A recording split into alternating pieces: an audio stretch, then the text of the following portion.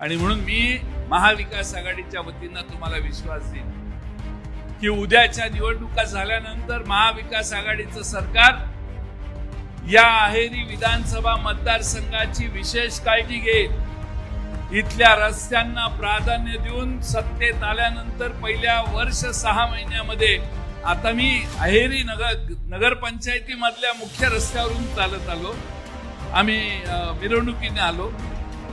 किती वाईट अवस्था, म्हणजे तो मगाशी सांगितलेला रस्ता तर आष्टीपासून इथपर्यंत भयानकच आहे, पण अंतर्गत रस्ते शहरातले गावातले देखील फारसे।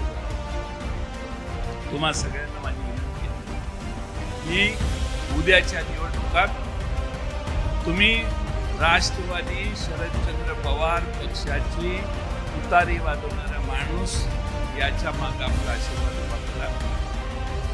हा आशीर्वाद उभा करत असताना मी तुम्हाला पक्षाच्या वतीनं इथं बसलेल्या सगळ्या नेत्यांच्या वतीनं सांगतो की अहेरी विधानसभा मतदारसंघातल्या या सगळ्या गोष्टी या दुरुस्त करण्याचं काम आमचा पक्ष पहिल्या 2 वर्षात करून दाखवेल आणि पूर्ण ताकदीनं तुमची सेवा करण्याचं काम करेल।